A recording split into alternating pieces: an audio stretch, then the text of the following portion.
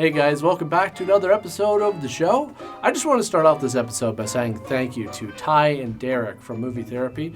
They had me on the show a while back and it was really fun. We got to talk about the Grindhouse movies, Death Proof and Planet Terror. And if you guys want to check out those videos, I'll put the link in the description below. Now, with this movie, I gotta say, when I saw the Rotten Tomatoes score for this, I was shocked. Because I think 24% is way too high. Now, before I get into the movie and all the questions it raises, like, why the hell would you call a horror movie The Bye-Bye Man?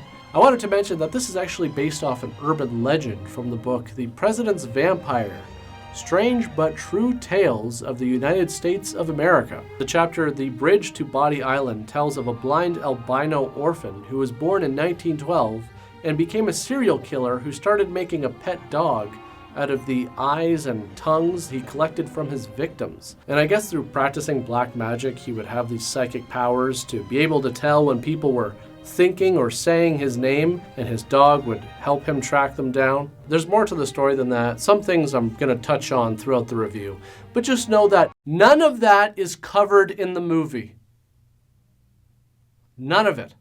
It's impossible for me to take this thing seriously. When I first heard of it, I was just like, that's funny. And then I was like, oh, maybe the movie will be really scary and like I'll view the name differently. No, it's even funnier now that I've watched it. The movie is so bad and so unintentionally funny at parts that it made the name and the confusing, unexplained mythology behind it completely hilarious. I think about halfway through the movie, my face just morphed into Tucker Carlson's for the remainder of the film. Just like sitting there staring like.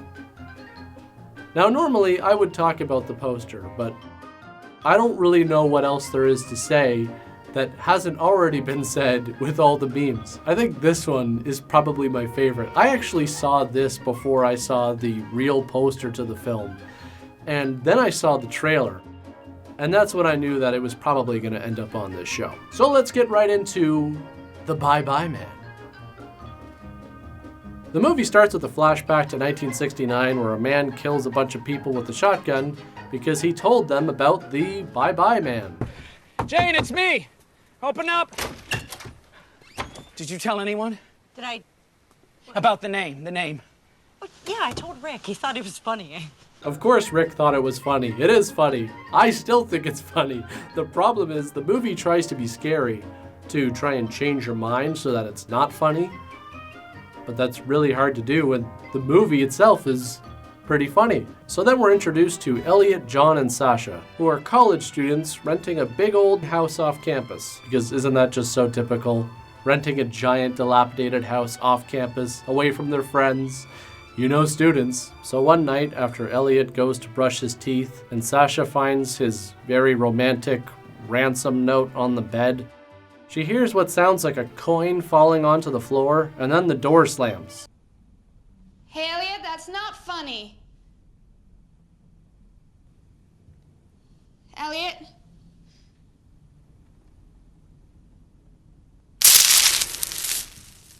Hey. What's wrong? I guess he couldn't really hear all the stuff that was going on because, the beads were closed. So they have a party and Elliot's niece decides to go upstairs and into the bedroom. Okay, so in the bedroom there are 2 crawl spaces on either side.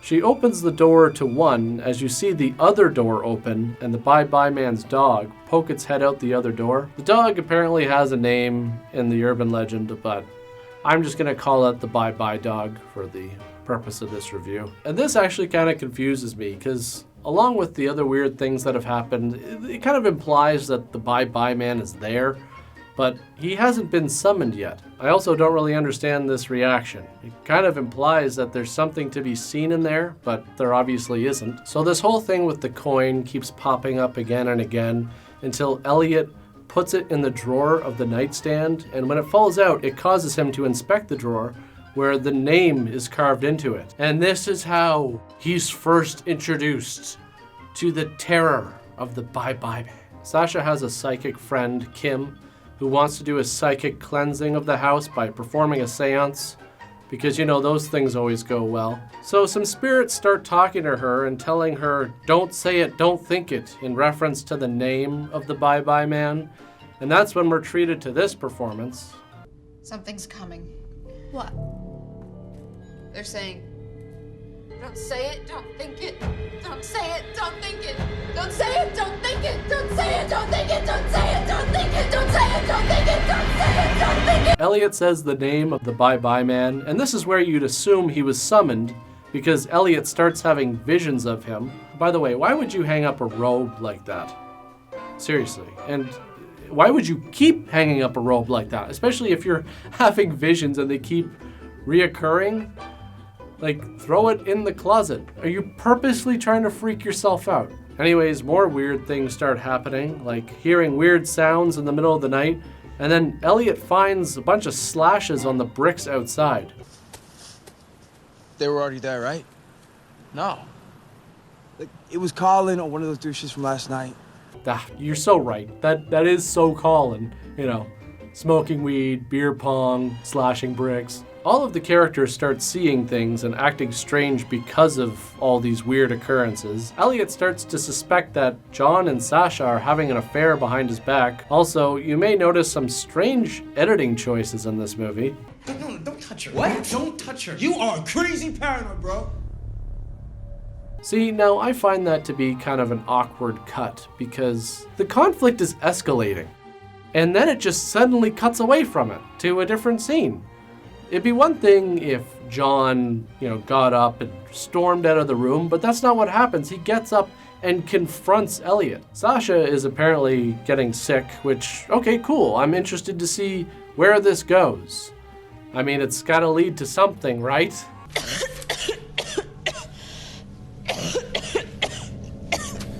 Wouldn't it be terrible if it didn't? Like if we just had scene after scene of her coughing, but it never actually developed into anything. Oh wait, that's exactly what happens. She's just like, I'm sick. And you're thinking, oh shit, the bye-bye man's like making her sick. What's this gonna develop into? Don't think it, don't say it, you might develop a slightly irritating cough for a bit. Sasha is now sketching these dark drawings and has no memory of doing it. Oh, maybe that's what it is. She's come down with a case of the cliches. And I have no idea what the is going on with these coins. Elliot found another one in the basement where he had an encounter with the bye-bye dog very briefly. But that's pretty much as far as it goes. Just, hey, there's coins falling around the house. And be careful. The dog is morphing into the wallpaper, as if anybody would notice that the wallpaper has just become slightly more hideous. Sasha goes to see Mr. Daisy, the landlord, to ask him about the nightstand.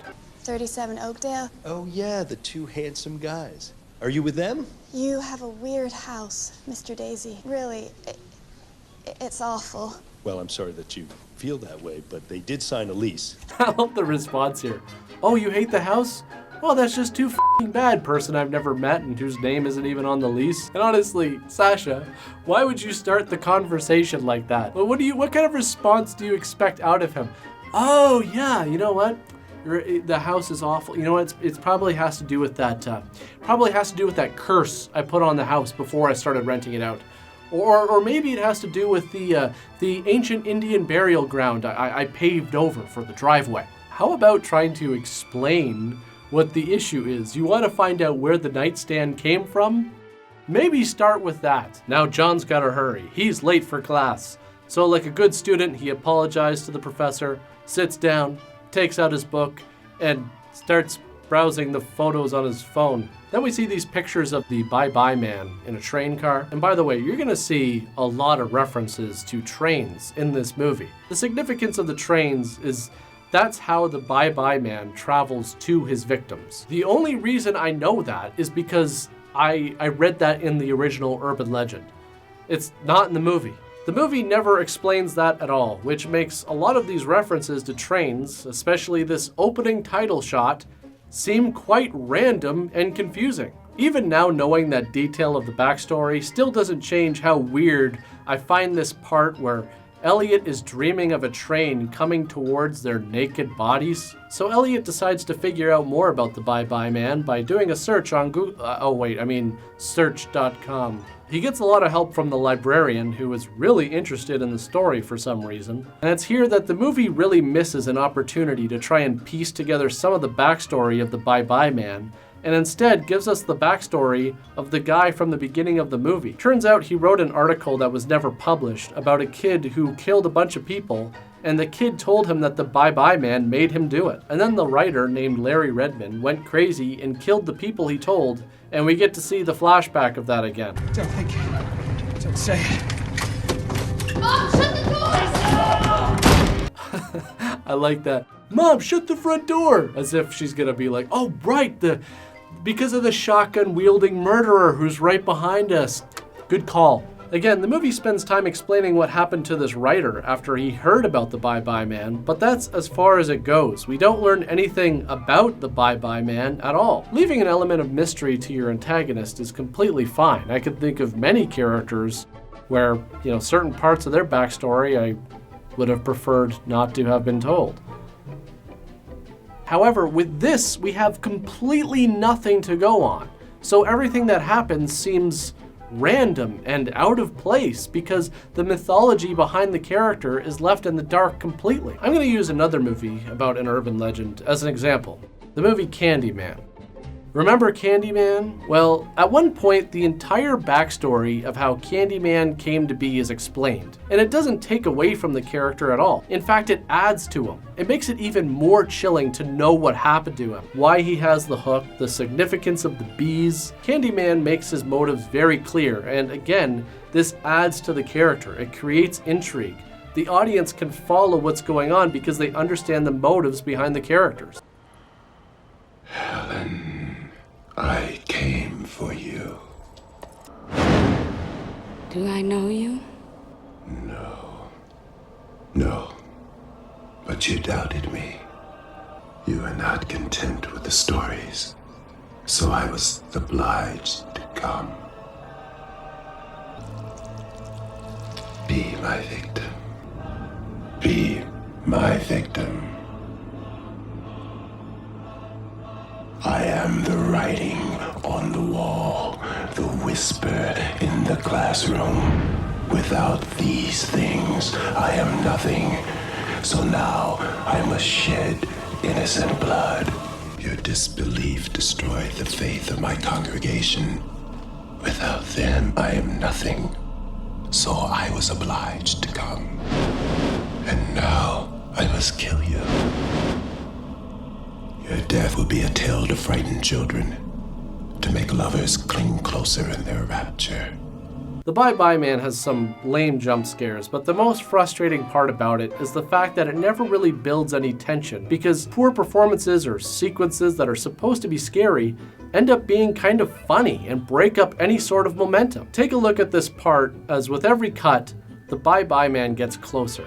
When he's in the distance, you can kind of see his face, then he gets closer and the hood gets pulled lower, and finally he's so close that they just pulled the hoodie down completely over his face. And I just think this looks funny. It looks like he's messing around and being silly.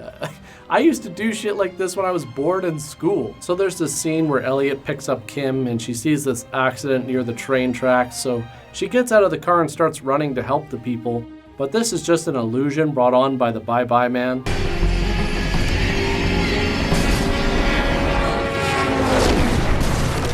And again, the following scene tries to build drama, but it's broken up by funny shit, like when Carrie Ann Moss shows up as the detective and John hallucinates her winking at him. Sasha, what doesn't he want you to say? Yes, Sash. You, shut it!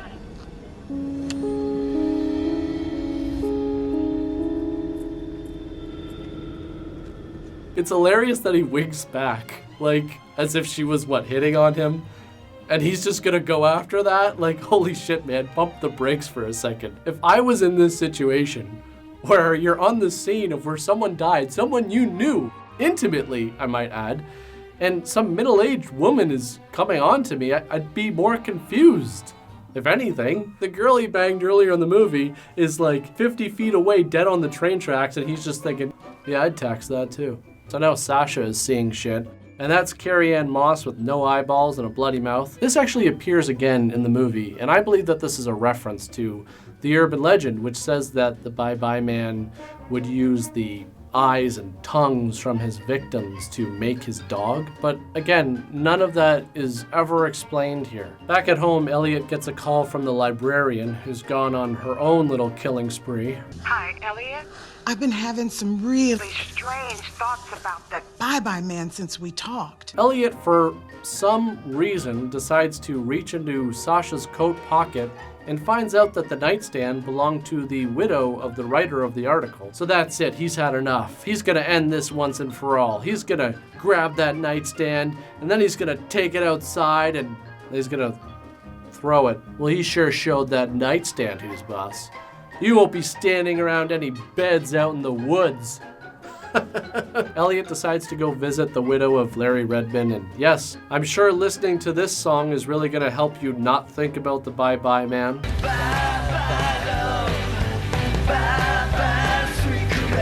So he gets to the house of Widow Redmond, who is either very cheap or just didn't pay her electricity bill, and she's played by Faye Dunaway for some reason. Still trying to figure that out, and that's actually probably the biggest mystery in this whole thing. Like, why Faye Dunaway and Carrie Ann Moss are in this movie. I can't picture them reading this script like, oh yeah, this is some real solid stuff here. So Faye tells him the solution is to kill everyone he told the name to and to kill himself, hands him a gun, and insists that it's the only solution. But I'll be honest, if I was Elliot in this situation, I don't think I would take her word for it. I mean, she has been wrong before.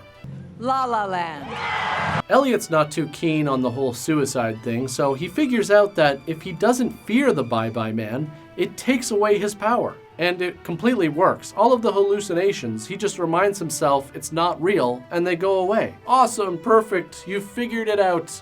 And all it took was some old bat telling you to kill yourself. So now you're gonna go back home and bring the gun with you? Wait, what? That's a horrible idea. I mean, you've solved the problem here, so what's the gun for? And this is where, from a writing perspective, you've tipped your hand completely. You've just given the protagonist the psychological key to beating the antagonist, and then you're just gonna slide the gun in there too, as if that's going to do what?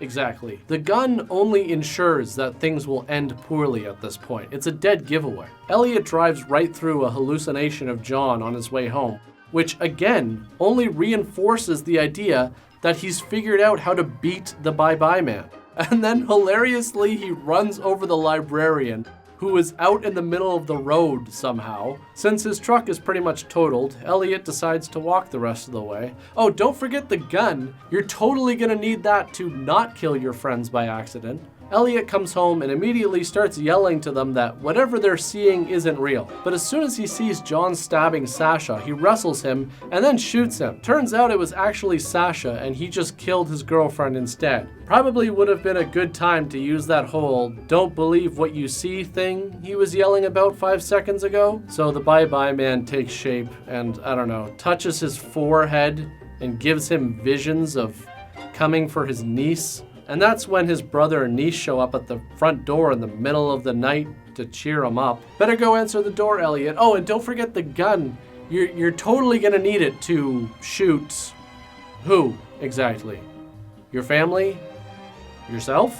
I mean, those seem to be the only two possibilities, because if you were planning on shooting the Bye-Bye Man, you probably would have done it while he was standing right there. Anyways, Elliot shoots himself, his niece finds the coins, and John tells Carrie Ann Moss about the Bye-Bye Man. So again, just nothing gets explained. And I've seen a bunch of people online trying to defend the movie, like, oh, well, they're saving it for the sequel.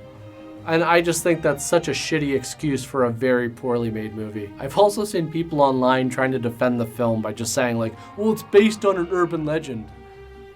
You know, as if that makes up for all the flaws in this movie, the poor storytelling, bland characters, cardboard acting, the list just goes on. The irony here is that this movie almost kind of kills the urban legend in a way, if you think about it. Because by putting it up on the big screen, it takes the story from being something I heard from a friend of a friend to being, oh, this thing I saw in this movie. And the creepy thing about urban legends is always this idea that, you're somewhat a few degrees removed from it. It might actually be true.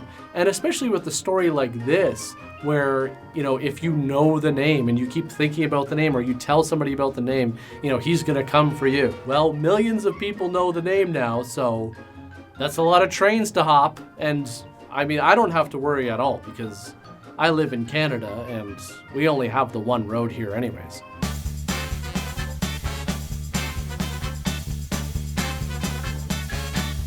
But I really have to give a lot of credit to whoever made this pitch.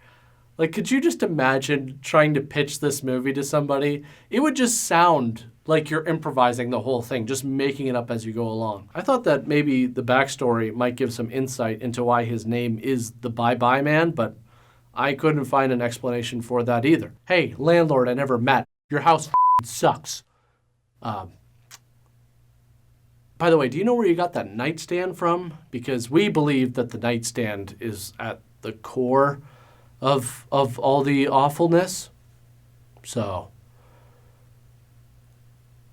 where'd you get it?